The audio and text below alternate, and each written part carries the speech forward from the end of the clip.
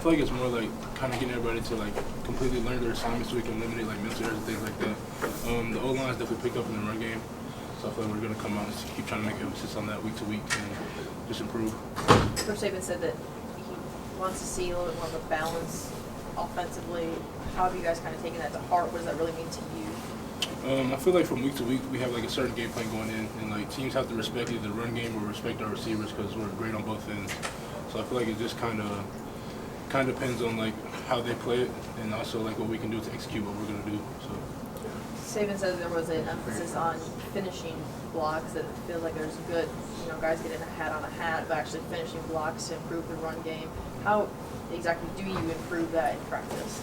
I feel like it's more of a mentality standpoint. So like having a hat on the ball is a different thing than like actually grabbing the guy, dropping him downfield, and dumping him on the ground.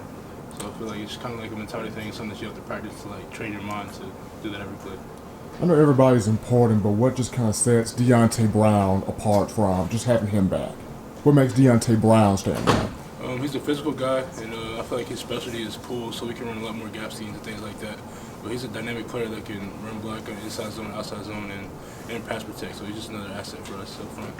Was there anything during the off time that you yourself personally thought you needed to work on, improve yourself? Yeah, I think there's things I can improve on from every week. I mean, like getting my hands inside or staying low on pad level, reading defenses to know like where the blitz is coming and things like that. So I feel like it was a good bye week for us to get better. Can you talk about on the offensive line? It's loud. You're going off of some sort of other signal other than a cadence. Mm-hmm. Just kind of put the viewer in where you can explain to them how difficult it is, and yet you guys are able to do it.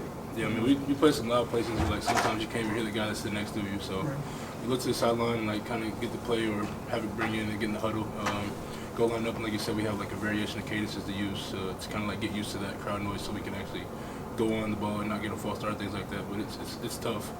Well, you've got an assignment that you have to do, but you are keeping an eye on the ball when it's snapped there, or what? Yeah, definitely. We have to like go in and check in and see like what the cadence is on, if it's like on the clap or a different thing like that. On the once with the motion, just kind of like go in and see like when the ball's coming so we can get off on the snap count and not be late. What's the feeling like if you're an offensive lineman and you get called for illegal procedure? Everybody knows it.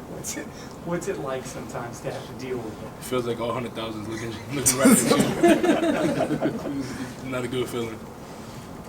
That cadence call, that's something that you have to really work with the new guys, or maybe not 100,000 people. Is it something we have to get with young guys with and work on one-on-one? For the sentence, I feel like it's the time with the quarterback, but for everybody, it's like the timing all together. So like throughout the week during practice, we'll go through that, and then like on Wednesdays and Thursdays, we'll have crowd noise that plays over through the speakers to kind of like get used to like not being able to hear to the right and to the left of you. Well, this is Tua's second year as a starter. Kind of talk about him going to a hostile environment, but you guys know that doesn't shake him, that doesn't bother him going to a hostile crowd like Kyle Field. He has great poise, and I feel like he'll be perfectly fine. Like you said, it's not the first time that he's playing the game like that, so I feel like he'll be good. Time for one more? We don't want to ask it. You good? Thank you. Thank you. I appreciate it.